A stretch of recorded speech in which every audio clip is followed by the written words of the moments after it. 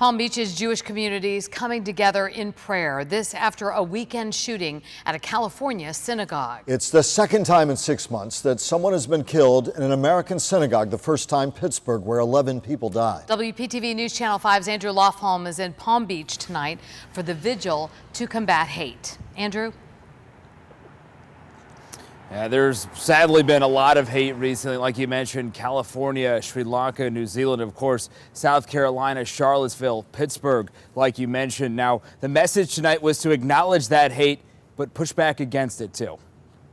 Just inside the entrance to the Palm Beach Synagogue, a picture of 60-year-old Lori Gilbert Kaye. And was shot and murdered in cold blood in the sanctuary on her way to pray. On the holiest day of the week, she became a victim of hate. The community is not only grieving and saddened, but also very alarmed and concerned about a trend that we're starting to see here in America. Rabbi Scheiner is the rabbi here. There's a new resurgence of anti-Semitism, not just on Facebook posts or in social media, but violence. Just outside of the entrance of the synagogue, another trend, more visible armed guards. With one phone call, we're able to access a significant amount of intelligence, of resources, as you can see here tonight.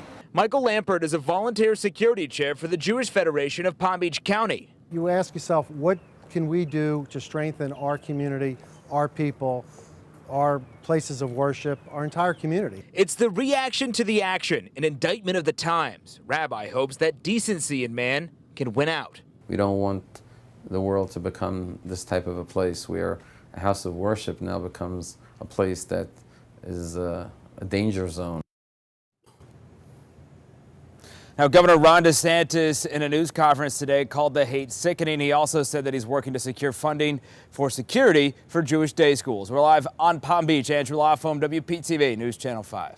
A bill that fights anti-Semitism in Florida's public schools and universities is heading to the governor's desk.